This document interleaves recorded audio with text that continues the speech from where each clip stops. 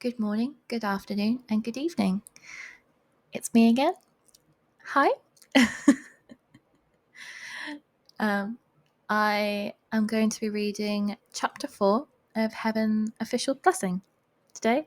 I really enjoyed Chapter 3, so I'm cracking right on with Chapter 4. Yeah. I won't tell you how many times I have started this recording only to give up and start again. Whoopsie. But here we are. Let's give it a go. Chapter 4 Mountain Locked, Ancient Temple, Forest of Hanging Corpses. Fu Yao noticed that Xiao Ying has shrunk into the crowd and he frowned. Why is there a woman here? While his tone wasn't furious, it didn't mean well either. When Xiao Ying heard him, she bowed her head. Xi Lian explained she was worried, so she came here to look. Fu Yao questioned the others. Did you all come up with her?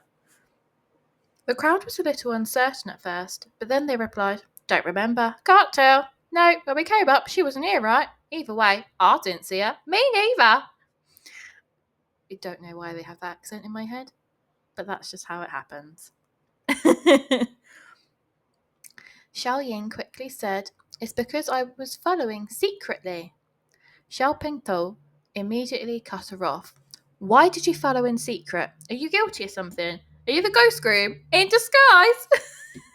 I don't know why they're all English today. I'm really sorry. That's just how it's coming out.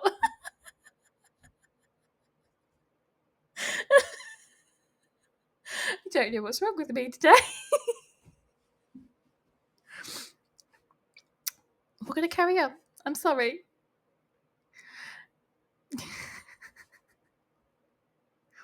With such an accusation, the space near Xiao Ying immediately cleared out, and she waved in a fluster. No, I'm Xiao Ying. I'm real. She turned to Xi Lian. Young master, we just saw each other.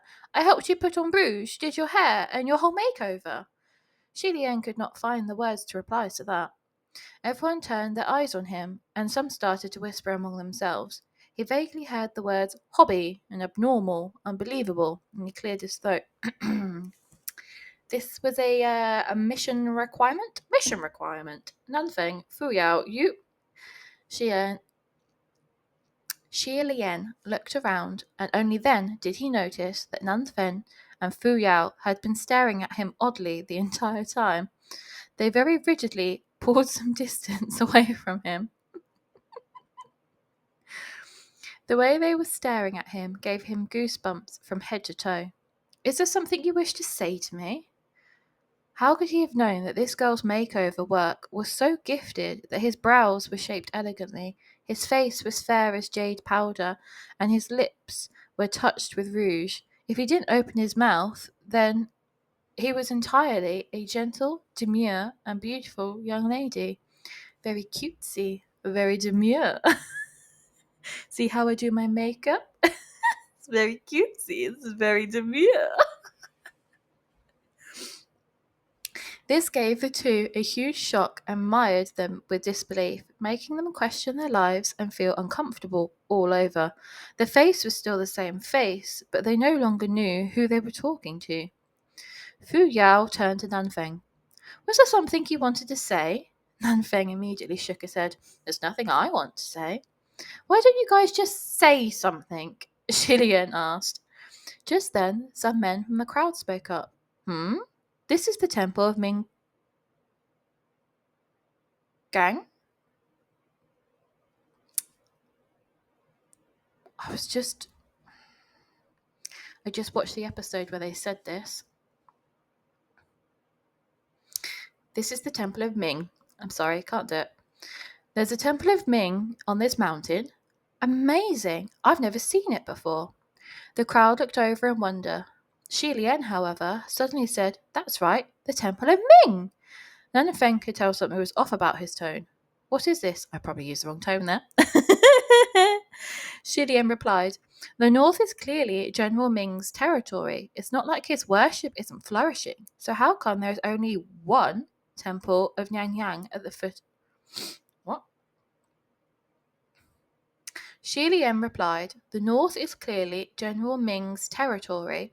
It's not like his worship isn't flourishing, so how come there is only the one temple of Nanyang at the foot of Mount Yujun?" It was easy to understand why the Lord Official had prayed to the Heavenly Emperor. The Heavenly Emperor was the number one martial god of the past 1,000 years, and his status was higher than that of General Ming.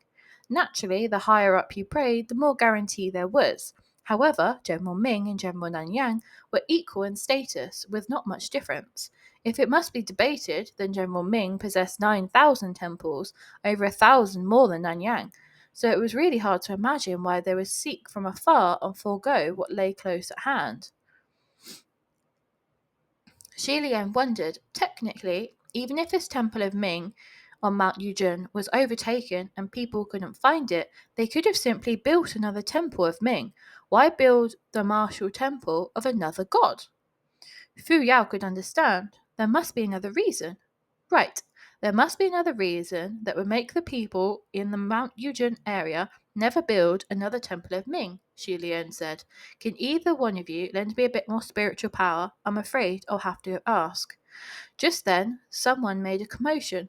Whoa, there's so many brides! That voice had come from inside the temple, and Shi Lian whipped around. He told the group to stay properly. He told that group to properly stay in the open ground in front of the temple, but they ignored him completely and went in. Well, if they die, it's their own fault at this point. He clearly said, "Don't go in the temple and don't leave the area. I need you to stay exactly in the circumference that you're currently standing in." And they've just gone, "Nah, fuck you. I'm going to do as I please." Put them in the bin. Put them all in the bin.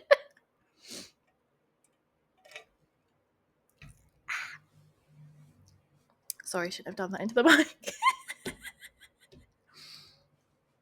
I had caffeine this morning, okay? I don't have caffeine anymore.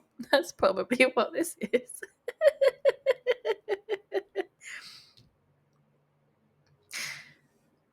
Okay, carrying on. Nanfeng shouted, "The situation's dangerous. Don't run around." However, Xiaopingtu rebuked him. "Don't listen to him, guys. They won't dare to do anything to us. We're good citizens, as if they'd actually dare kill us. Get up, everyone. Get up. Get up." He was certain Shi Lian and company wouldn't actually do anything to them, so he started a riot. Nanfeng cracked his knuckles, looking like he was holding back his curses. As a martial officer of the palace of Nanyang, how could he break the limbs of mortals whenever he wished? If any supervisory heavenly officials were to report him, it wouldn't be funny. Xiaopingtu sneered. "Don't think I don't know what you guys are thinking. Aren't you just tricking us into not moving so you can steal the credit and go claim the reward for yourselves?" With egging people on, over half of the group actually started to move, and they ran into the temple along with him. Fu Yao waved dismissively and said apathetically, "Let them be, those unruly people." He sounded extremely disgusted, not wanting to care anymore. However, there came a shriek from inside the temple of Min. "They're all dead!" Xiaopingtu was also alarmed. "All dead? All dead? What is his wickedness? This one looks like she's been dead for decades, but she still hasn't rotted." He quickly got over it, however. "Doesn't matter if they're dead. Transport all the corpses of the brides down the mountain. The families will still have to pay up anyway." Shi Lian's eyes slowly darkened. The group gave the idea of a thought, and it certainly made some sense. Some sighed, some grumbled, and there were those who were cheerful again. Shi Lian stood at the temple entrance. "Why doesn't everyone come out first? The air in the back of this temple is heavy with death. Without any ventilation for years, there'll be issues if you folks were to breathe it in." This sounded very logical, and the group didn't know whether they should listen. Xiao Ying begged in a small voice, "Everyone, let's not be in this way." It's so dangerous here. Why don't we listen to this young master first and go out to sit? But this group didn't even bother to listen to Xi Lian, so why would they listen to her? No one paid attention. Xiao Ying didn't give up, however, and repeated herself a few times. Sharping Tu directed them. Go for the fresh corpses, guys. Who knows if the families of the ones that are too old are still alive? Don't waste your energy hauling those. There were even those who praised him for being clever and able. Xi Lian really didn't know whether to laugh or cry at this, and when he saw there were people touching where they shouldn't, he warned aloud. Don't remove the veils. The veil can separate the chi of the corpse and the chi of the living. There's a lot of you, and the living chi is too abundant. If they suck it in, it's hard to know what will happen. However, in order to pick out the freshest corpses, the group of men had already pulled off pretty much all the veils. Xi Lian exchanged a look with Nanfeng, who had come to the door, and shook his head, knowing they couldn't stop them. After all, it wasn't like they could beat the men to a bloody pulp and render them immobile. Otherwise, if something happened, wouldn't they lose the ability to run? A very hopeless situation. So, because they're super dead, now there's a bunch of super alive people. The super dead people can suck in the chi of the super alive people and become zombies? Yay or nay? Is this secretly a zombie book? I mean, I know it's not. Plot twist. It's not about beautiful looking gods. It's about zombies.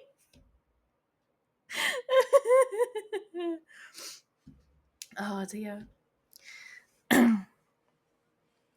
Just then, one of the burly men removed the veil of one of the brides and exclaimed, "My God, this little hussy is super cute." Rude. Put him in the bin. The men all came to surround the corpse. She wasn't even married yet, right? What a waste to just die like that. Her clothes are a bit tattered, but she's the prettiest.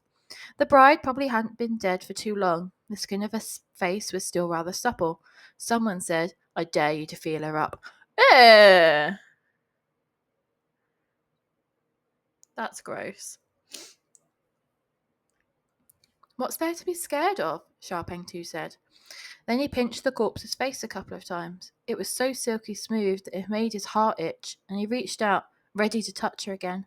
Xi Lian couldn't bear to watch any more, and was about to stop him when Xiao Ying rushed over. "Don't do this!" she exclaimed. Do you know what? Right, so I obviously had two theories last night, because the wrath is obviously within this group of people, right? That's where they're going with the story, or that's what they're implying. Anyway, my first theory was that it was Xiao Peng Tu or Peng Tao. We're calling him Xiao Peng Tu. My first theory is it's either him, because he's then managed to rally up all of these people to essentially their own death up this mountain, and somehow have managed to follow Xi Lian and all of the others up this mountain, and then stay far enough that they're not getting caught by the wolves and the zombie things that were attacking the carriage, but then to follow closely enough behind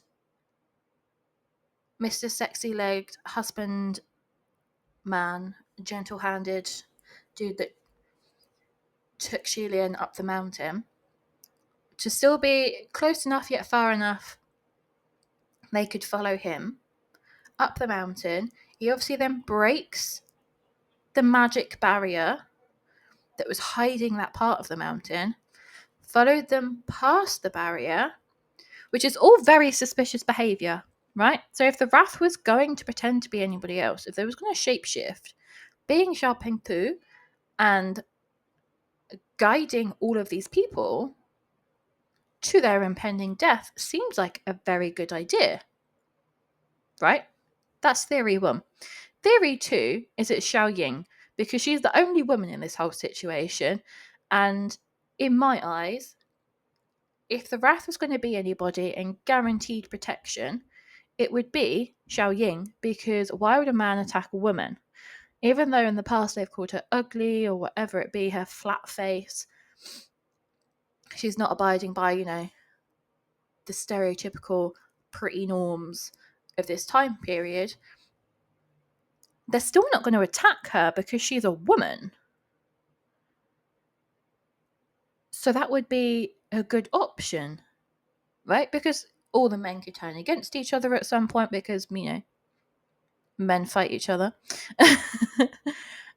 But they're not going to fight a woman. So that's the safest position to be in.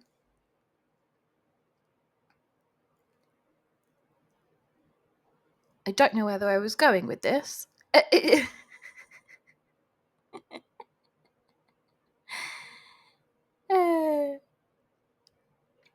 Yeah, I don't know where I was going with this. Other than that's my theory on who the Wrath is hiding as. I forgot my trail of thought. My bad.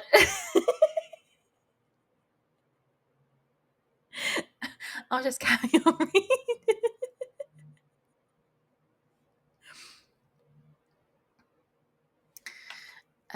Where did we get to? Oh, yeah. Don't do this, she exclaimed. Sharping Tu gave her a backhanded shove and yelled, "Don't get in the men's way." But Xiao Ying climbed to her feet again and cried, "You're going to incur heaven's wrath like this." Xiaoping Tu was furious now, and he cursed, "God damn it, you ugly freak, you're so nosy." He swore as he moved to kick her, but Xi Lian easily lifted the back of Xiao Ying's collar with one hand and pulled her away. Unexpectedly, however, they heard a thud. Xiaoping Tu yelled, "Who hit me?" Xi Lian looked back. Xiaoping Tu was bleeding from a gaping wound on the head after having been hit, and there was a blood-stained rock on the ground. Xiao Ying was stunned for a moment before quickly apologizing. Sorry, I was scared and accidentally threw it." Okay, no way a woman threw a rock that hard that she cut a man's head open.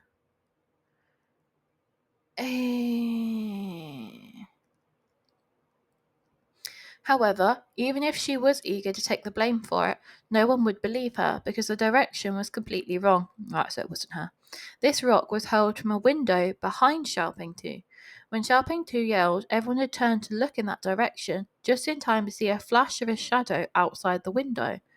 Xiaoping Tu hollered, "It's him, that ugly freak with bandages on his face."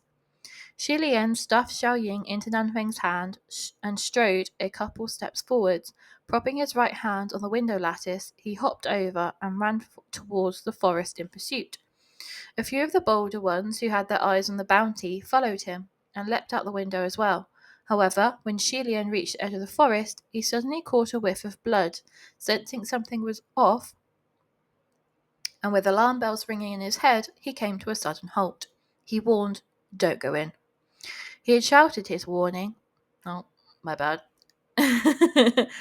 He had shouted his warning, but those people thought, "I'll give chase, even if you won't," and charged into the forest without stopping. The others, who had originally gathered in the temple, swarmed out too, and when they saw that Shi Lian stopped at the edge of the woods, those who weren't as bold crowded around to watch. Before long they heard screams, and a few shadows stumbled out of the forest. They were the few who had barged in first earlier, and now they were staggering out. When the crowd saw them after they stepped onto the moonlight, they were instantly scared out of their wits. They were still living humans when they had entered, but how did they become blood-soaked humans when they came out? From their faces to their clothes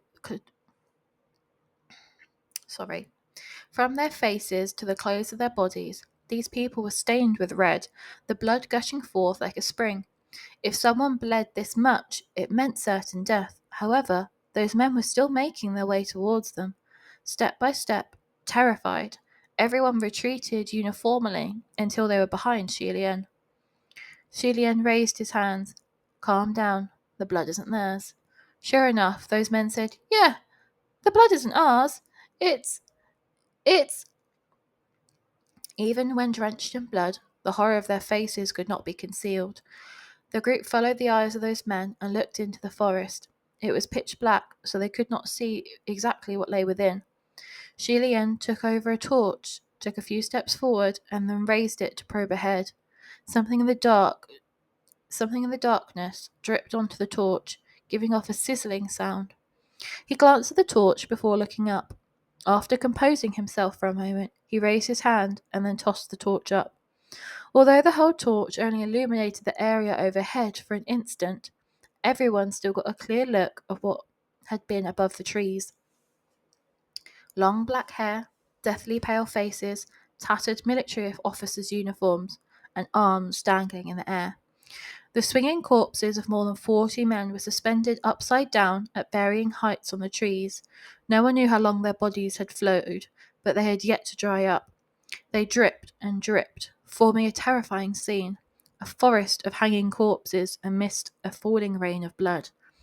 This group of people outside the forest were all strong, burly men, but they had never seen such a sight before.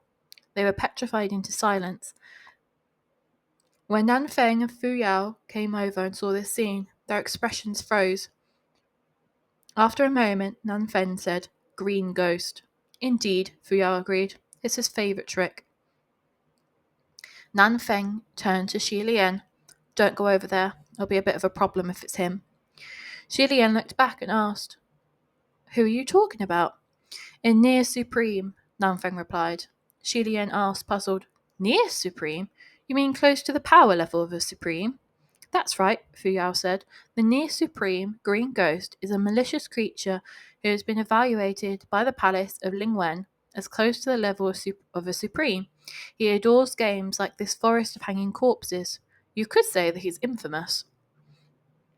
Shi Lian thought, "That's really unnecessary. If you're a supreme, you're a supreme. If you aren't, then you aren't. Just like there's only ascended and not ascended, there's no nearly ascended or about to ascend. Adding a near only makes it awkward for everyone." He recalled that when that young man led him all the way here, there had been the sound of rain pitter-pattering on the surface of his umbrella. Could he have held it up to shield him from the blood rain of this corpse forest? He let out a soft "ah." The other two immediately asked, "What's the matter?" He thus gave a brief account of how he had met a young man while he was in the sedan, and how that young man had brought him here. When he was done, Fu Yao said skeptically, "I noticed the enchanted array on this mountain when I came up. It was immensely tough, but he broke it so handedly." Shi Lian thought, "Rather, he crushed it under his heel without even noticing the feat." He said, "That's right, this new supreme green ghost you speak of, could that be him?" Nan Feng considered it briefly. "I've never seen the green ghost before, so I can't say. Does the young man you saw have any distinctive features?" Yes, very soft hands and very sexy legs." That's how he was described by our man, Shi Lian. Those very distinctive features.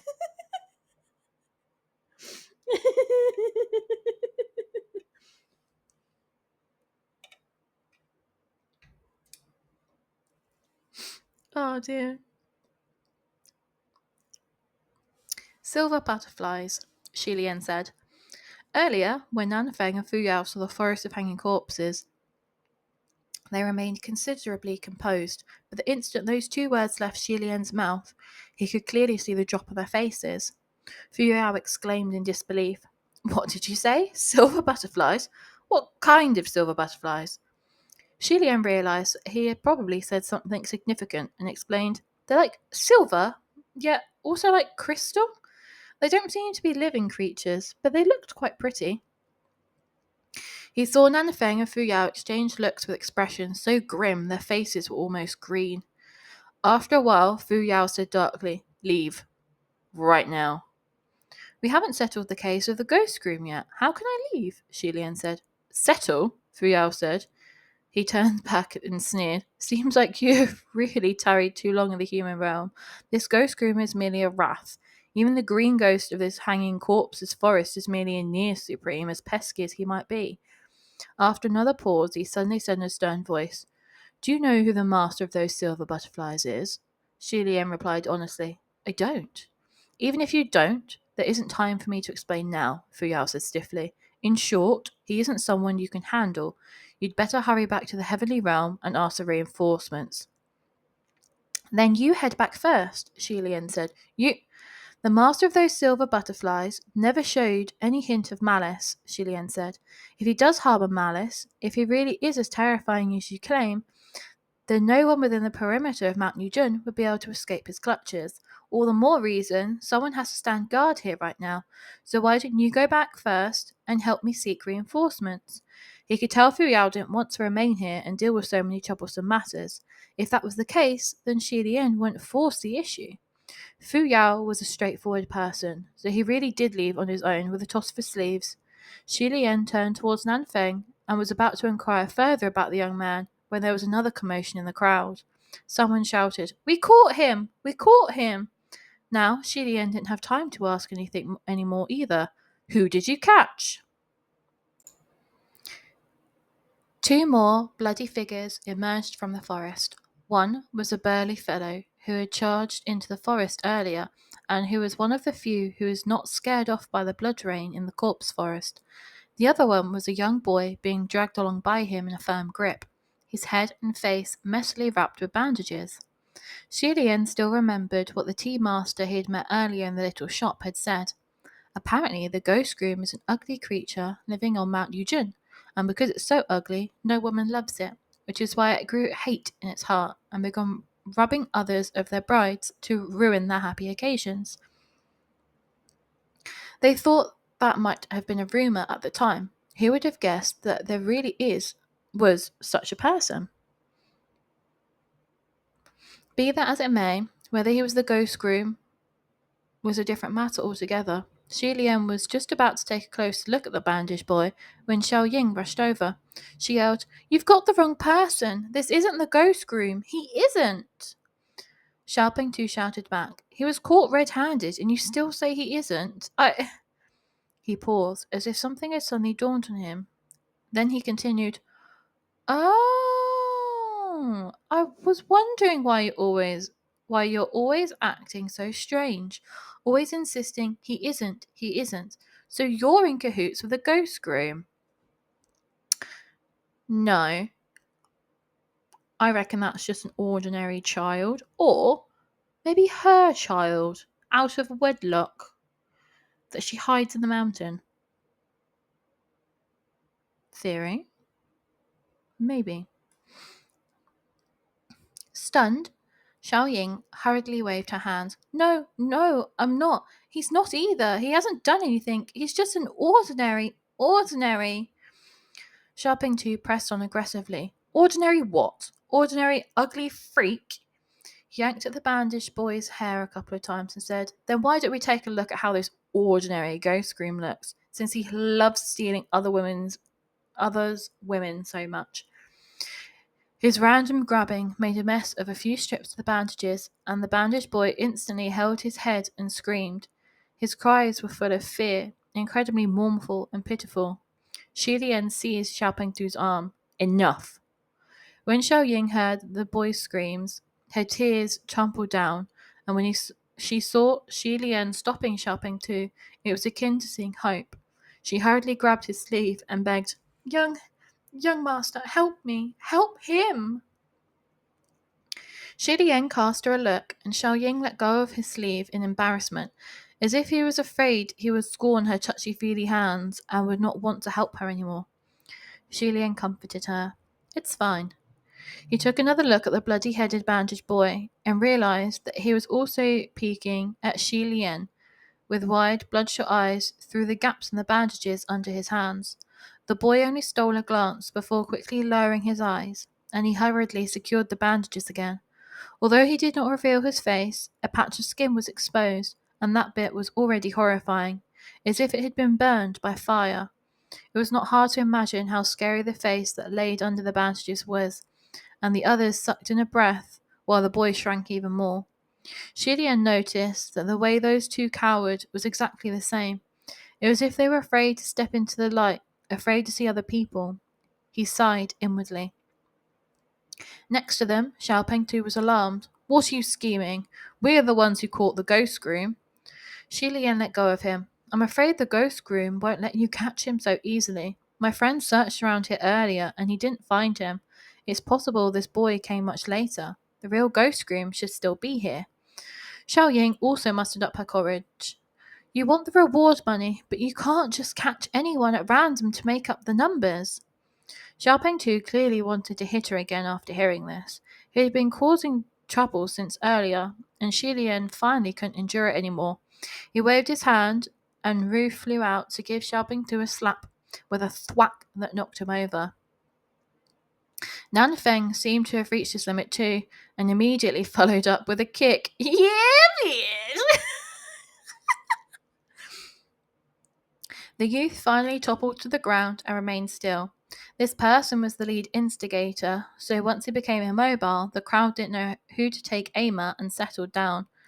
There were a few scattered outcries here and there, but the commotion was over. Shi Lian thought, finally, we can get down to business. He sized up the young boy in the ground for a moment, then asked, Were you the one who threw the rock in the window earlier? His voice was gentle. The bandaged boy, who was trembling uncontrollably, peeked at him again and nodded. Xiao Ying explained, He doesn't want to harm anyone. He just wanted to help me when it looked like Xiaoping Tu was going to hit me. Shi Lian asked the boy, Do you know what's with all the corpses hanging in the forest? Xiao Ying answered, I don't know what's going on, but he's definitely not the one who hung them up. The bandaged boy trembled non-stop, but all he did was shake his head repeatedly. Nan Feng, who had been staring at him, suddenly said, Who is the green ghost Qi Rong to you? Shi Lian gave a slight start on hearing the name. The bandaged boy, however, just looked blank. He showed no reaction when the name was uttered, and he was too scared to reply to Nan Feng. He's too scared to talk, Shi Lian explained. All this while, she had been trying her best to protect this strange boy. Shi Lian implored gently, Miss Xiao Ying, what exactly is the matter with this child? Tell me everything you know. Sorry. Xiao Ying seemed to summon up a little courage at the sight of Shi Lian. Firelight shone brightly on her face, but she was no longer avoiding it. Wringing her hands, she said, He really didn't do anything bad. This child simply lives on Mount Yujun. Sometimes, when he's too hungry, he'll run down the mountain to steal some food. There was once when he happened to steal from my house. I saw that he couldn't really talk, and there were injuries on his face, so I found some cloth for him to bandage himself up. I'd also give him food sometimes. Shi Lian had initially thought them to be a couple, but now that he learned of this, Xiao Ying's reciprocal protectiveness was more that of an older sister, or even an elder, taking care of him. She added, Later, there were many who thought he was the ghost groom. I couldn't convince them, so I could only hope that the real culprit would be quickly captured. I thought, since you're so capable, prepared to act as the bride, to catch the ghost groom and everything, that at the very least you wouldn't catch the wrong person, because he would never, ever hijack the wedding sedan. But the moment I headed out, I heard that Xiaoping Tu and the rest wanted to search the mountain today too. I was really worried, so I secretly came up to take a look. She stood as a shield before the boy, like she was afraid that others would hit him again and defend him further. He really isn't the ghost groom. Look at him. It's taken so few to beat him like this. How in the world could he defeat so many military officers escorting the bride sedan? Shi Lian and Nan Feng exchanged glances, both equally finding this to be a headache. If it was, as she said, then this boy completely unrelated. Hold on. If it was, as she said, then wasn't the boy completely unrelated to the incident? The bandaged boy, the wrath ghost groom, the near supreme green ghost, and that powerful, influential master of the silver butterflies, who made all heavenly officials turn pale the mere mention of his name. To think this small Mount Yujun would see a never-ending flow of strange guests. This was truly a tough case to deal with. Who was who? What was the relationship between who and who? Shi Lian felt his headache intensify several times over. He rubbed his forehead and temporarily stopped thinking about how much truth there was in Xiao Ying's words. Something else suddenly came to mind that he'd been meaning to ask, and he said, Miss Xiao Ying, have you always lived near Mount Yujun? Xiao Ying replied, Yes, I've always lived here. I can guarantee that he has never done anything bad here. No, I wanted to ask you something else, Shi Lian said. Are there no other temples of Ming built in the vicinity of Mount Yujun other than the one on this mountain? Xiao Ying was taken aback. Um, she thought about it, then said, There should have been others. I think. At her response, Shi Lian suddenly had the vague feeling that he'd grasped something important. He said, Then why did I only see a temple of Nanyang at the foot of the mountain, but not a temple of Ming? Xiao Ying scratched her head. They tried to build one before, but I heard that every time construction of a temple of Ming was in the works, there would always be a fire for some reason halfway through. Some people said that it probably meant General Ming could not protect this place for some reason, so they switched to General Nanyang. Nan Feng noticed Shi Lian's frozen expression and asked, What's the matter with you? Shi Lian suddenly realized that it was all too simple.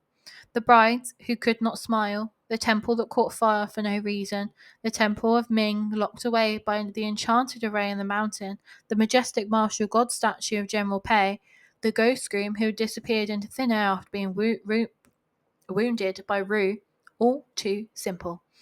It was only because there was always something else interfering and diverting his attention that he hadn't realized such a simple truth right from the start.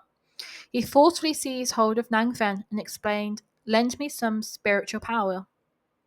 Nanfeng was startled, but hurriedly struck a palm with him in midair. He asked, What's the matter? Shi Lian dragged him and ran. I'll explain later. Think of a way to subdue the corpses of those 18 brides first. Nanfeng said, Have you lost your senses? There are only 17 brides' corpses. You are the 18th.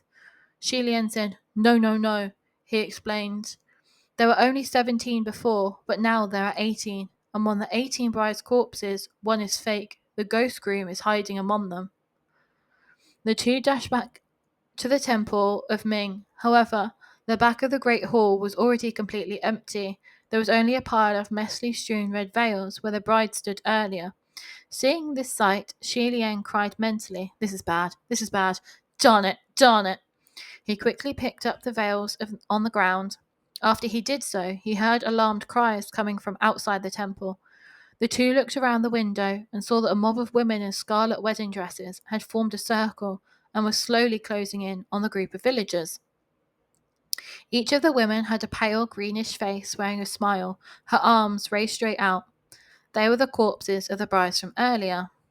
No one could remain calm while watching helplessly as they slowly closed in. The crowd didn't care to accost that bandaged boy anymore and fled. Xiao Ying immediately rushed over to support him. Shi Lian called out hopelessly, Don't run! He'd lost count how many times he'd said that tonight. Whenever something happened, he'd have to say it at least 30 to 40 times, yet there was always someone ignoring him. What a helpless affair. He waved his hands, and the silk-bound roof flew out towards the sky. He made a casual hand sign, and Rue began whirling in the air on its own, like the mad dance of a celestial being, incredibly eye-catching. When those brides saw there was something over this way, lively and spinning rapidly, with its tail whipping at them, a good number of them were lured over. There were also 7 that were attracted to the scent of blood in the deep of the forest, so they slowly hopped in that direction. Shi Lian exclaimed, Follow them, Nangfeng. Don't let them go down the mountain. He didn't need to worry. Nanfen had already gone off to chase them.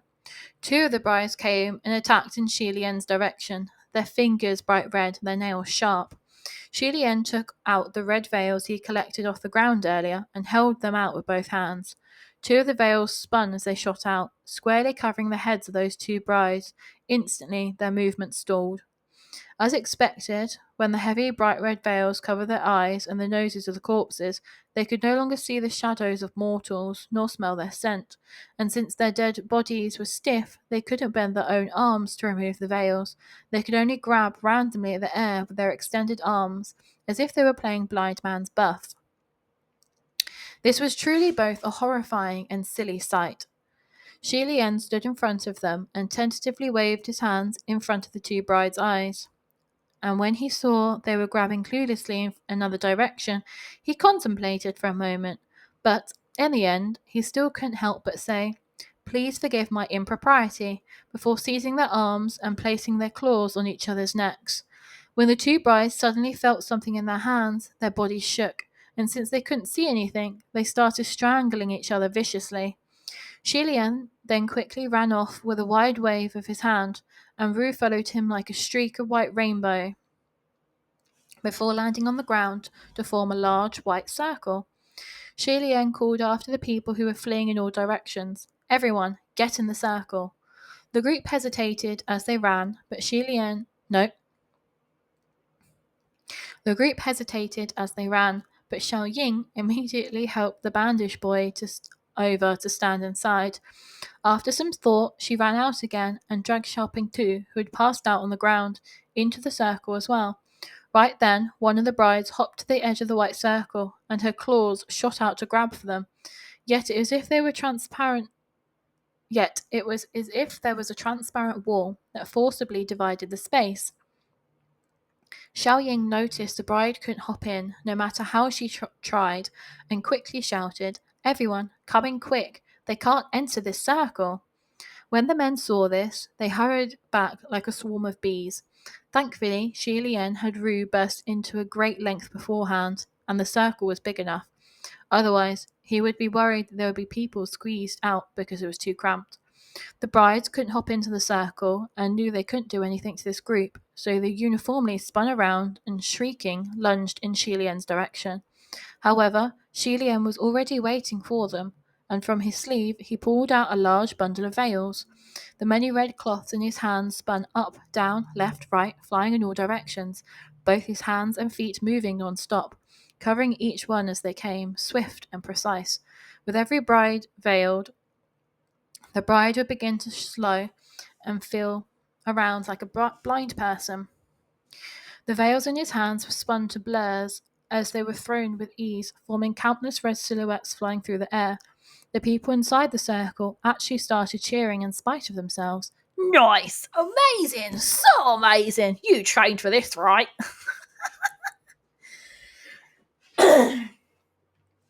Shilian heard them. He blurted out of habit, Thank you. Please support my act with money if you have the means, or with applause if you have it." Wait. He only noticed something wrong after the words left his lips. He'd gotten caught up and let slip the speech he used to say when he bust and hurriedly stopped himself. What a cutie. While he was talking, several more brides jumped up, jumps that were surprisingly over 2 meters high and 10 meters long. Alright, stupid man. And in the span of a second, the stench of rock came before his nose. Shi Lian pushed off with the tip of his foot, his body sweeping past them, and while in the air, he mentally chanted the verbal password to a certain private communication array. Ling Wen, the all-knowing, I have a question. Do you know if the martial god of the north, General Ming, had any intimate female friends? Ling Wen's voice rang in his ear. Your Highness, why do you ask? I've got a bit of a situation here right now. Kind of urgent, Shilian said. Not gonna lie, there's a dozen dead people chasing me right now. Huh? That's awful, Ling Wen was shocked. Not too horrible, Shilian said. So, did he? I know this question is more personal in nature and it's not easy to answer, which is why I didn't ask in the general communication array.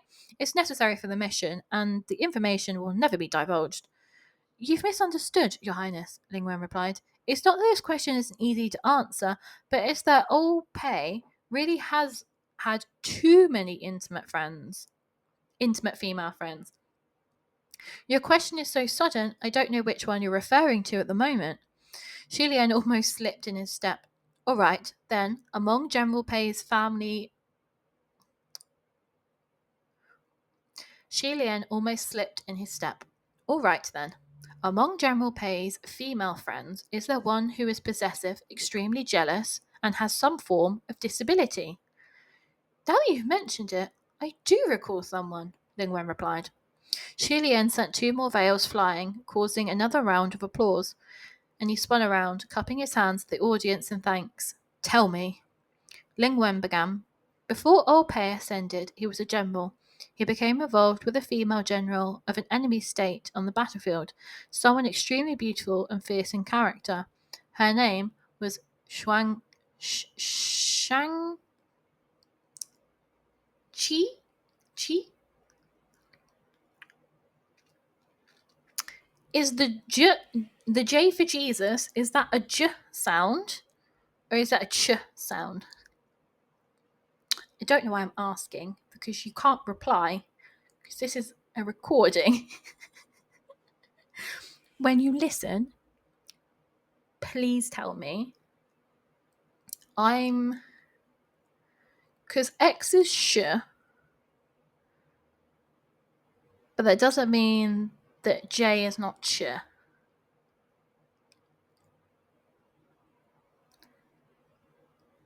Shanchi?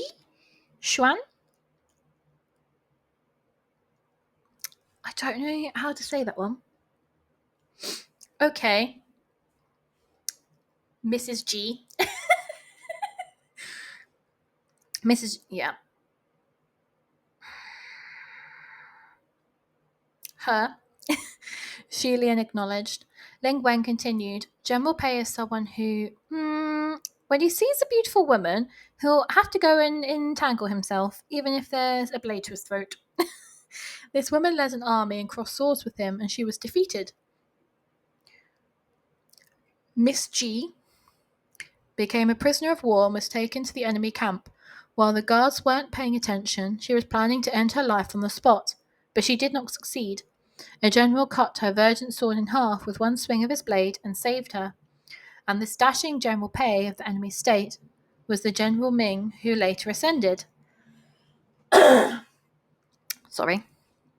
As for this General Pei, one who was always someone who cherished beauties, and two, the result of the war was already determined, so even if the fighting dragged on, the situation was already impossible to flip, and so Mrs. G was released. However, with all this frequent contact and back and forth, it was easy to imagine what would come of it. Just then, one of the brides caught Xi Lian's leg and dug her fingers in, almost sinking her claws into his flesh. He wanted to kick out at first, but realized at this angle he could only kick her face. Well, you can't kick a lady's face, Xi Lian thought, so he changed his position and kicked her shoulders instead, while sending another veil flying. Sounds like a beautiful tale. It was a beautiful tale at first, Ling Wen said, but what killed it was that Miss G was adamant about being General Pei's lover for the rest of his life. Xi Lian ran a couple of steps and leapt, scaling up the roof, then looked down at the 5 or 6 brides who continued to close in on him down below. He wiped away his sweat. There isn't anything wrong for a woman to want to only...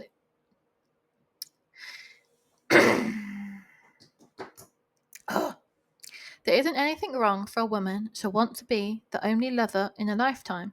There isn't, Ling Wen said. But when two countries clash, the battlefield is heartless.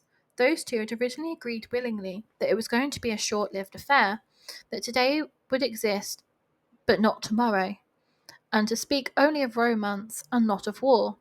But with someone like Old Pei, I'll be honest, it's already pretty good if he doesn't cheat on you. However, Miss G was a dignified lady general and intense in temperament. If it was something she wanted, she'd clutch on firmly without ever letting go. Hold on, Julian interrupted. Tell me first, is Miss G disabled, and how so? It's her... Ling Wen's voice abruptly came to a stop. For goodness sake, every time when you got to the most important part, the bit of spiritual power he'd borrowed would run out. It seemed next time he'd have to get straight to the point right from the start. In between flying and jumping, Xi Lian rapidly reorganized his thoughts. If the bandaged boy wasn't the ghost groom, and this group of villagers had also confirmed that the ghost groom wasn't among them, then the only place left to hide was among the 17 brides. Why didn't I consider that in my theories after reading the chapter yesterday? I'm not stupid, but I must be stupid to not have considered that. I giggled massively at the idea of Xi Lian hiding within the brides.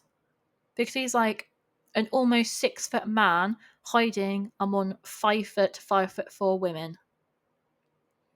I giggled at the thought of it. But never once did I consider when he was looking in the group of men that actually it could be hiding within the corpses the same way that he did. Insane. Dear me. I really should have worked that one out, shouldn't I?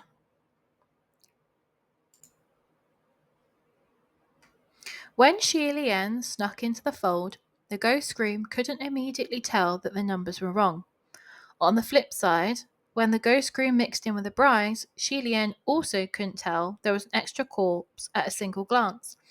Now that he thought about it closely, after the silk-bound Rue had injured the ghost groom, he only saw a ball of the black mist stealing into the forest, but he couldn't say for sure that the ball of black mist contained a person. What probably actually happened was that when he rushed out of the temple entrance to give chase, the ghost groom remained in the temple full of black mist, brushing past him and returning to the back of the hall, hiding itself like a leaf among the trees, mixing in with the corpses of the brides. See, I should have thought of that. Then, the ghost groom wasn't a groom, but a bride, a woman dressed in a wedding dress. Since it was a woman, many things could now be explained. For example, why there was no temple of Ming on or around Mount Yujun. It wasn't that the locals didn't want to build the temples, it was because they couldn't. Xiao Ying had said, I heard that every time construction of a temple of Ming was in the works, there would always be a fire for some reason halfway through. This didn't sound like a coincidence at all, and could be nothing but arson. Why set fires to burn temples? Under normal circumstances, it would happen because of hatred, so then why would there be a temple of Ming on Mount Yujun that was locked within an enchantment to keep out visitors? Yet the maintenance and the craftwork of the divine statue within the temple was so exquisite. Why was the ghost bride all decked out in a wedding dress herself, but couldn't bear to see the other brides in wedding dresses smile when passing through Mount Yujun? When every dot was connected, Shi Lian couldn't think of any answer beside jealousy and possessiveness. And that odd sound, like cloth-covered rods dragging something heavy, if it was truly the sound of footsteps, then Shi Lian could only think of one possibility. Every bride that was chasing him had been veiled. Shi Lian finally landed back on the ground, let out a light sigh, steadied himself, and then straightened up to count. 1, 2, 3, 4, 10. 7 brides had hopped into the forest, and Angfen had gone to chase them. He veiled 10 brides, and they were all here. That meant there was one more that hadn't shown her face. Right then, he heard that familiar sound of thump, thump, thump, thump coming from behind him. Shi Lian slowly turned around, and an extremely short, small form entered his field of vision. He drew in a small breath and thought, I knew it. This short, small woman before his eyes was dressed in red wedding robes, but there was no air of joy, only sorrow. The reason she was short wasn't because that was her natural stature, but because she was kneeling on the ground. The bones of both her legs were broken, but the legs remained, and she'd been using her knees to walk all this time. The odd thump-thump sound he heard was the sound of her dragging her 2 broken legs to hop around the ground. That female ghost bore a handsome oval face, her brows high and arching. She was truly exceedingly beautiful. No wonder the men had spoken of her so much before. While her beauty was initially laced with 3 parts heroism, it was now stormy with resentment, as if she had been trapped in a small confined space for years, barred from the light of the sun. She was kneeling on the ground, and the bridal robe was tattered and frayed below the knees. Shi Lian and the ghost stared at each other, unyielding for a while, before he spoke up. Miss Ji? It seemed it had been many years since anyone called her by that name. It was a long time before the resentment on her face quietly faded some, and a flash of light shone in her eyes. Was it he who sent you to find me? She asked. Shi Lian supposed that this he naturally referred to General Pei. Miss G then pressed on. What about the man himself? Why won't he come see me? That passionate expression and hopeful tone while she spoke made Shilian feel that he'd best not say he didn't. Seeing that he hesitated to respond, Miss G slumped onto the ground. Her back leaned against that handsome, tall, martial god statue, her bright red robe spread about her on the ground like a giant flower of blood. Her hair was dishevelled, and her face filled with agonizing torment, as if it was suffering from extreme misery. Why won't he come see me? Shilian couldn't answer this question either, so he could only remain silent. Miss G raised her head to gaze upon that divine statue and moaned sorrowfully. Pay, dear, oh, Pay, dear, I've betrayed my kingdom for you, abandoned my everything, and become like this. Why won't you come see me any more? She pulled at her own hair, demanding, Could your heart be made of iron? Shilian didn't react to any of this, but when he heard her, he silently pondered. Miss G said she betrayed her kingdom for General Pay. Could that mean that this General Pay she spoke of cajoled her into divulging enemy secrets while the two were in the heat of their passion, causing Miss G's kingdom to fall into a disadvantage on the battlefield? She also said that it was because of General Pay that she'd become like this, and by this she naturally meant this tragic broken-legged form. Miss G was a female general. Upon the battlefield, there was no way she would be disabled, so those legs of hers could only have been broken later. Could that have something to do with General Pay too? Was it General Pay deserting what he had started that led to such deep and severe resentment? Shilian felt everything he thought of was rather vulgar. However, with Miss G having such profound resentment to the point where she was harming innocent lives, as vulgar as it was, Shilian could only force himself to think in that direction. Just then, the sound of a girl screaming suddenly came from outside the temple. Help! Help! Sorry.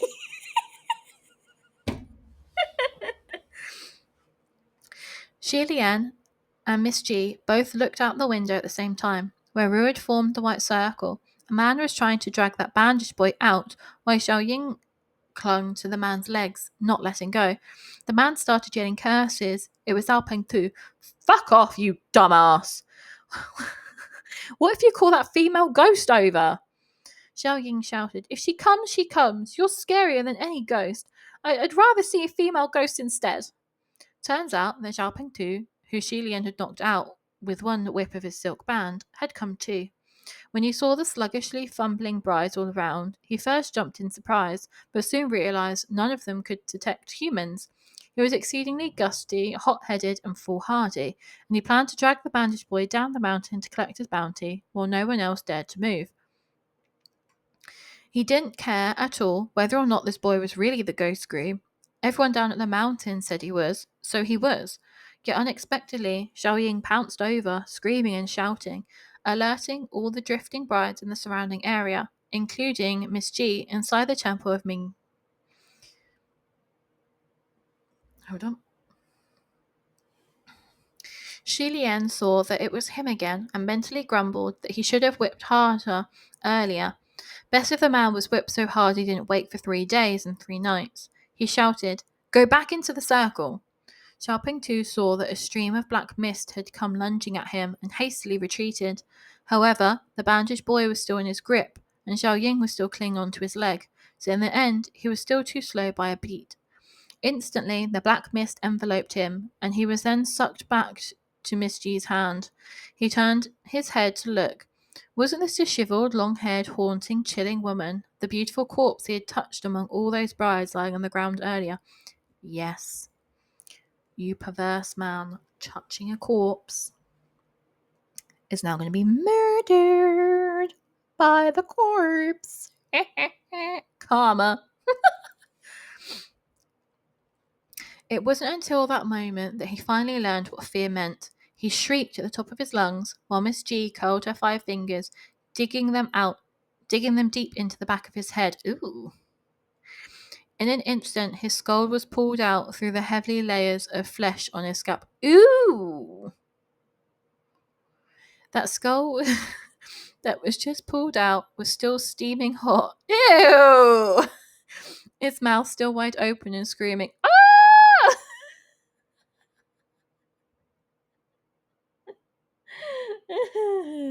Ew. The people within the white circle also had their mouths open wide and screaming, so terrified that their souls had left their bodies. Ah! Xiao Ying was also thoroughly terrified, pulling the bandaged boy into the circle as she screamed. Miss G reached her fingers out at them again, but Xi Lian dashed over and blocked her. General, please refrain from committing further murderous sins. He called her General in hopes of reminding her that she was once a heroine who fought bravely on the front lines to protect her kingdom. Yet Miss G crushed the head that was screaming in terror in her grip, that gorgeous face, now 7 parts twisted. She sneered, Is he too scared to see me? Xi Lian couldn't think of any other way, so he wondered if he should pretend to be someone sent by General Pei to smooth things over first. But Miss G didn't need his response at all. She laughed heartily and whipped around at the divine statue. I burned your temples and caused havoc in your land just so you come to take one look at me. I've waited for you for years. She stared at the martial god statue in a long trance, then suddenly leapt up, strangling its neck and shaking it like mad. But you still won't come see me. Is it because you know you wronged me? Won't you look at my legs? Look at how I am now. This is all for you. For you. Is your heart made of iron? As a bystander, Xi Lian didn't want to comment on who was right or wrong, but in his opinion, he really couldn't help but think, if you wanted to see him, could you not have used a saner method? In any case, if someone did all this because they wanted to see me, I would zero desire to show up. On the other end, Xiao Ying and that bandaged boy finally returned to the circle anew. Looking his way, she whispered in concern, Young master. Not gonna lie, that's been tickling my nose for the last hour. I was really hoping to hold that in. I'm so sorry. There's no pause feature in how I'm recording this, so I'm so sorry. Hearing her, Xi Lian gave her a smile, indicating that she needn't worry. Yet hold on. Everything's happening at once.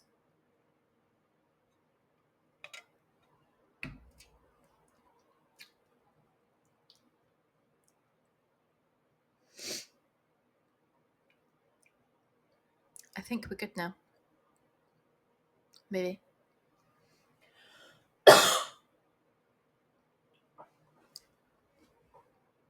Okay. Hearing her, Xi Lian gave her a smile, indicating that she needn't worry. Yet unexpectedly, the moment he smiled, Miss G's face instantly contorted, and she lunged over from the divine statue. Apparently, we're not done. Since you won't look at me and prefer to look at those girls who love smiling, I'll let you look at your heart's content. Although the one she was strangling was Xi Lian, her words were directed at General Pei. At first, Xi Lian had thought that Miss G's heart was full of jealousy for those happily smiling brides in their sedans, because she herself couldn't marry the one she loved. He hadn't expected that it was because this General Pei liked girls who smiled, so she, in her distorted mind, connected that to the brides who were about to marry their lovers. No wonder she burned all the Ming temples around the mountain. Now that he thought about it, it was probably because she couldn't stand having to share this one divine statue with all those women who visited Ming's temples day in and day out. This female ghost was indeed a wrath. Even with both legs broken, her movements were fast as the devil's, and even after being beaten by Ru, her strength was still formidable. Xi Lian couldn't keep going with her strangling him like this. Dear, I don't know what happened. Hold on. We're slowly dying. We're going to pause. Hold on. And I'm back. By a slight pause, that was just me stopping the recording and doing a new one. There's going to be a slight overlap in my reading. Sorry. This female ghost was indeed a wrath. Even with both legs broken, her movements were fast as the devil's, and even after being beaten by Rue, her strength was still formidable. Shi Lian couldn't keep going with her strangling him like this, but just as he was about to summon Rue, there was a loud cry. Ah! That girl, Xiao Ying, saw that he couldn't hang on anymore, so she picked up a branch and came charging over. She was yelling as she charged, seeming to pump up courage for herself. But Miss G didn't even need to lift a finger. She only gave a chilling look before Xiao Ying had even gotten close. She was sent flying meters away and crushed heavily onto the ground head first. The bandaged boy croaked out aloud, "Ugh!" as he rang over. Shi Lian was shocked too, but right as he sat up, he felt a chill on the back of his head. Miss G's 5 fingers were already in place, like she was going to yank his skull from his skin, just like earlier. In this dire situation, Shi Lian's right hand shot out and grabbed her wrist. He shouted, "Bind!" A sharp whoosh sound echoed through the air, and the white silk bandage heeded the command, circling and twisting about Miss G, trussing her up. Miss G's legs were broken, so she couldn't dodge in time. Thus, with a heavy thud, she fell to her knees and started rolling on the ground, trying to break free of the white silk band. Yet the more she struggled, the tighter the bindings became.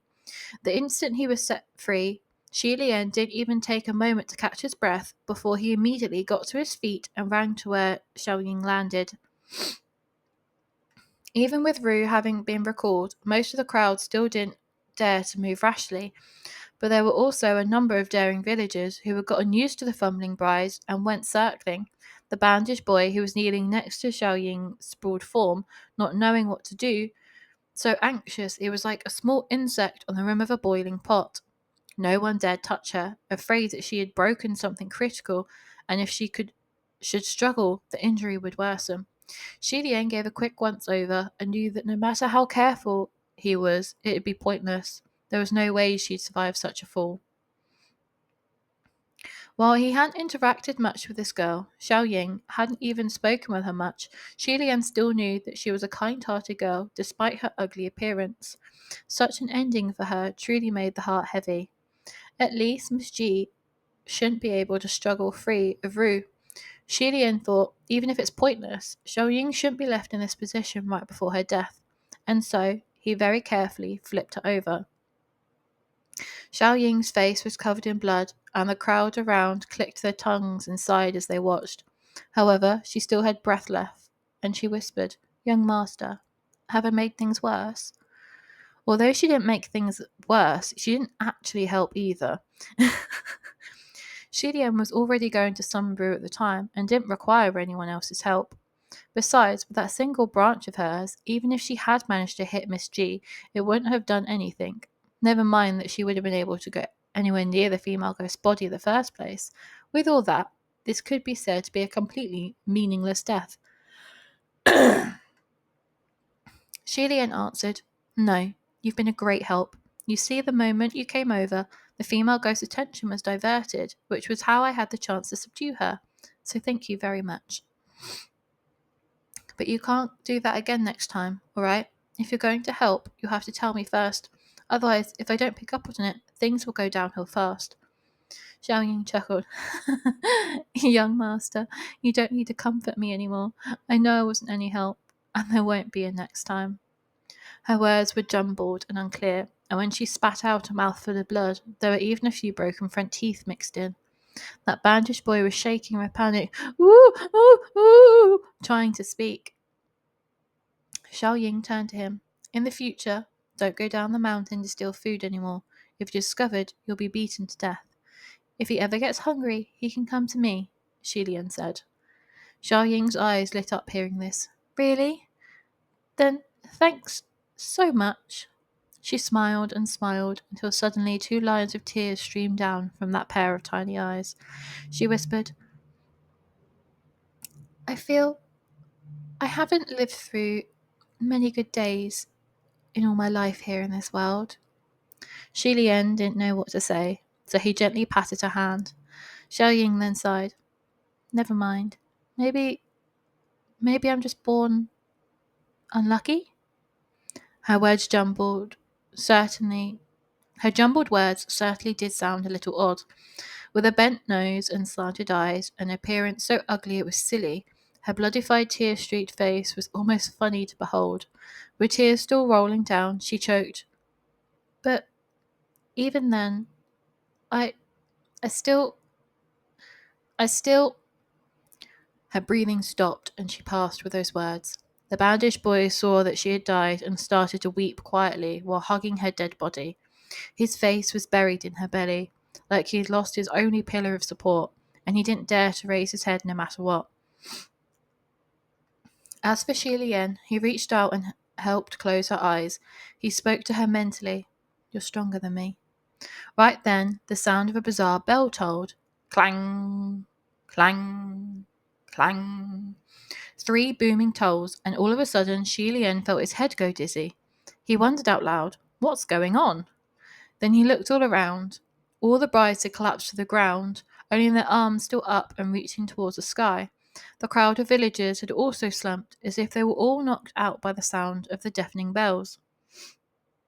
Shi Lian himself felt his head become rather heavy, and though he forced himself to stand with his hand supporting his forehead, his legs went weak and he fell with one knee to the ground.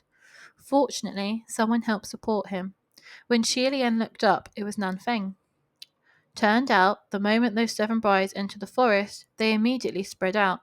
Nanfeng had run all over almost the entirety of Mount Yuzhen before he managed to capture all of them, and had only just returned. Seeing him quite calm, Shi Lian immediately asked, What's with that bell? Don't worry, it's reinforcements, Nanfeng replied.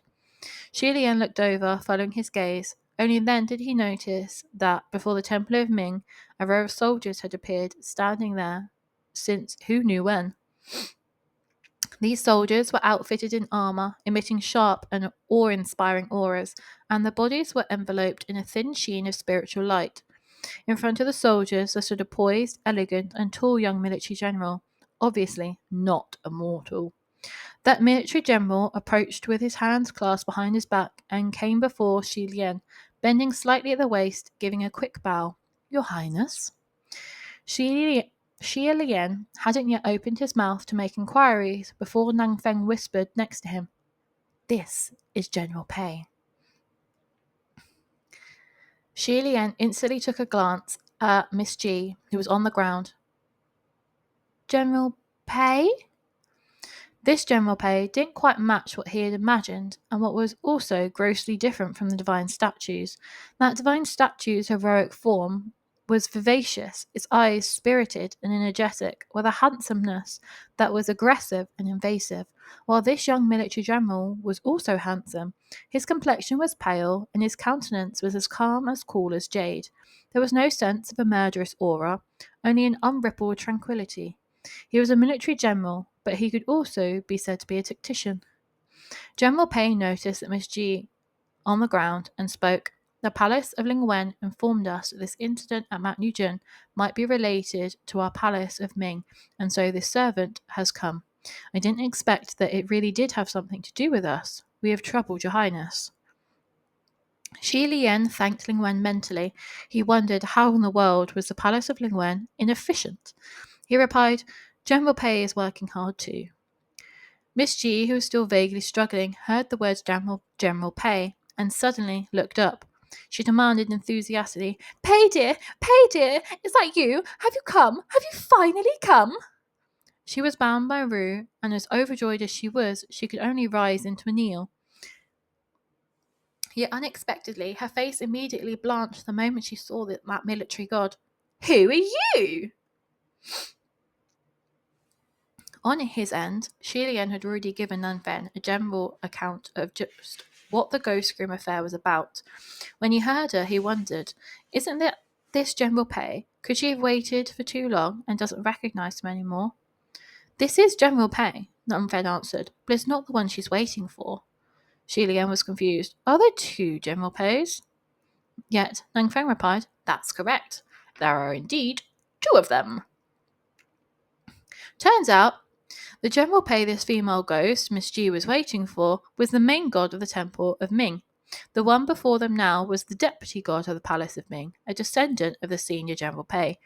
In order to differentiate the two, everyone addressed this one as General Pei Jr.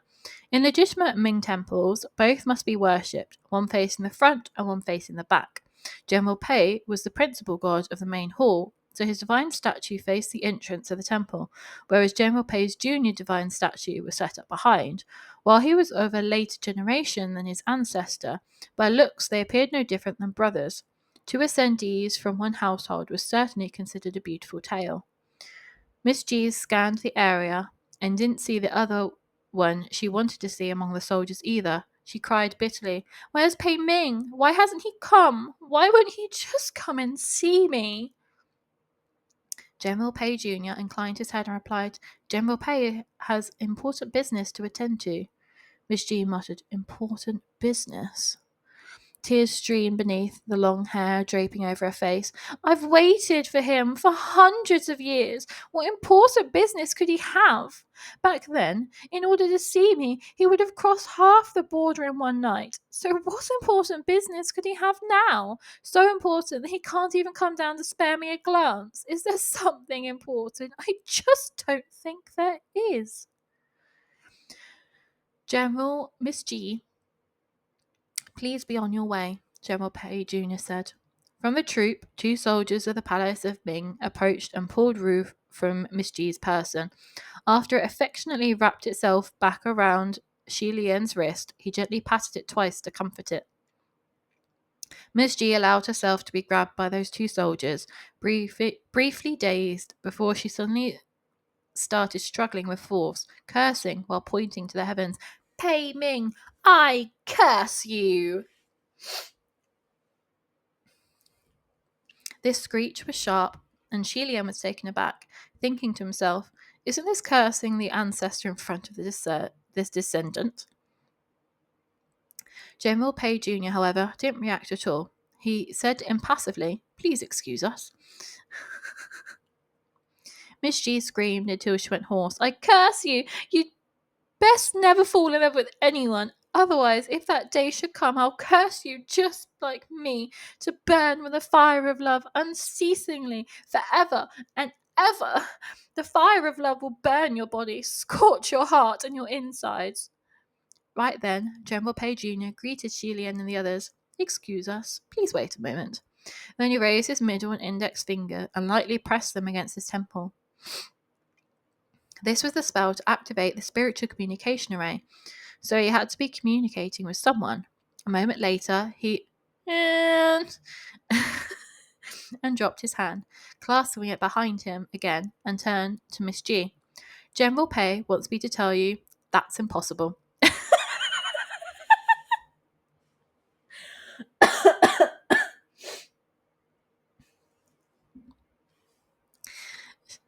Miss G screeched, "I curse you!" General Pei Jr. waved his hand slightly and ordered, "Take her away." The two soldiers carried Miss G, who was struggling like crazy, and dragged her off. Xi Lian spoke up. "General Pei Jr., might I ask, how will Miss G be handled?" "Sealed under a mountain," General Pei Jr. replied. To use a mountain as a seal was certainly the usual way the heavenly realm dealt with monsters and ghosts. After a brief moment of hesitation, Xi Lian continued, "General G's resentment is quite strong. She couldn't let go of the hatred that stemmed from betraying her kingdom for General Pei. Perhaps sealing isn't the right long-term solution." General Pei Jr., however, only inclined his head. "She said she betrayed her kingdom because of General Pei. She certainly did say so," Xi Lian said, and that it was because of General Pei that she became like this. Whether that's the truth, though, I don't know. If it must be said that way, it's not altogether wrong," General Pei Jr. said. "She did betray her kingdom for General Pei. However, the details might be different from what bystanders might imagine. After she and General Pei separated, in order to keep him, General G offered up military intelligence of her own volition. General Pei was unwilling to win fairly, so he didn't take that offer. General Pei was unwilling to win unfairly, so he didn't take the offer. Well, now, he never expected that the whole "I betrayed my kingdom for you" thing was actually something like that. Xu Lian replied, then, when she said both her legs being broken was also because of General Pei, it was, she broke those herself. General Pei Jr. answered, broke them herself? General Pei Jr. replied emotionless. General Pei doesn't like forceful women, but General Ji had a strong character, which was why they couldn't be together for long. General Ji couldn't accept it and told General Pei that she was willing to sacrifice for him and change herself. Thus, she ruined her own martial skills and broke her own legs. With that, she basically destroyed her own wings to tie herself to General Pei's side. General Pei didn't abandon her to her own devices and kept her around to take care of her, but he never intended to marry her. General Ji's wish was never fulfilled, and so she killed herself out of resentment. Not for anything else, but just so General Pei would be sad. However, pardon the bluntness, the way he spoke had always been so polite and overly calm. That would never happen. Xi Lian rubbed his forehead and didn't speak, thinking to himself, who the heck are these people? General Pei Jr. continued, I don't know the right and wrong of all this either. I only know that if General Ji was willing to let go, things wouldn't have to be this way. Your Highness, I will take my leave now. Xi Lian also cupped his hands and sent them off. Nan Feng commented, weirdos. He's not wrong. Xi Lian thought he himself was the laughing stock of the three realms, an infamous weirdo, so he'd best not comment on anyone else. This was something between General Pei and Miss Ji, so for bystanders, there was no point in discussing who was right or wrong. Their sympathies only went out to all 17 of those innocent brides, and the military officials and sedan drivers who escorted them but suffered a terrible fate for no reason. Having brought up the subject of the brides, Xi Lian instantly turned his gaze to look and saw that 17 corpses of the brides had started to show various stages of deterioration. Some had already dissolved into white bones, while some were starting to rot, emitting waves of foul odour. The stench roused the people lying on the ground, and they gradually came to, but when they saw the scene, they jumped in shock and terror once more. Xi Lian used this opportunity to nag at them to spread the philosophy of good and bad karma, advising them to pray a lot for each of the brides once they went back down the mountain, and to think of a way to contact the families of those brides to come and collect their corpses. He also cautioned that they must never commit the same deeds as those corpse sellers, and they shouldn't commit any wrongdoings either. After such a thrilling night, and with the lead instigator gone, no one else dared to speak against Xi Lian. They each acknowledged him apprehensively, all of them feeling like they just had a nightmare.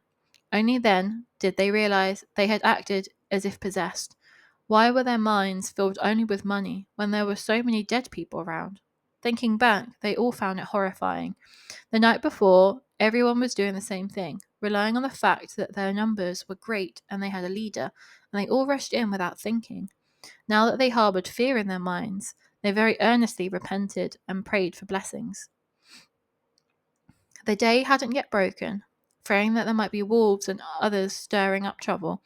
Even though Nang Feng had just run a huge circle around the mountain, he now had to lead this large group of people back down. He didn't complain, however, and arranged with Xi Lian to discuss afterwards what was to be done with that forest of upside-down corpses. When the bandaged boy woke up, he sat next to Xiao Ying's corpse once more, hugged her, not saying a word, and so Xi Lian also sat down next to him. He spent a whole while coming up with a script, but just as he was about to speak to comfort him, Xi Lian suddenly noticed that the boy's head was bleeding. It was the blood from the corpse forest, then it wouldn't have dried.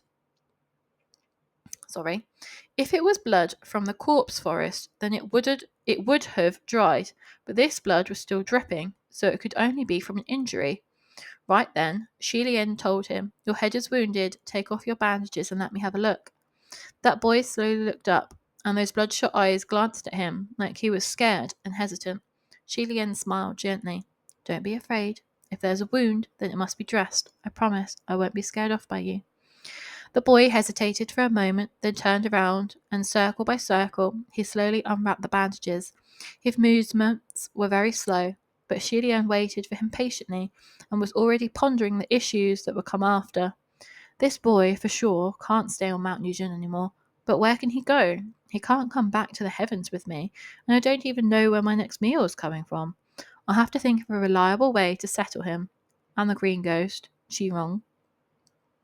Just then, the boy finished removing the bandages and turned around, and just as Shilian saw the face in its entirety, he felt like all the blood in his veins had drained completely. And that's the end of chapter 4, which I thoroughly enjoyed. Yeah.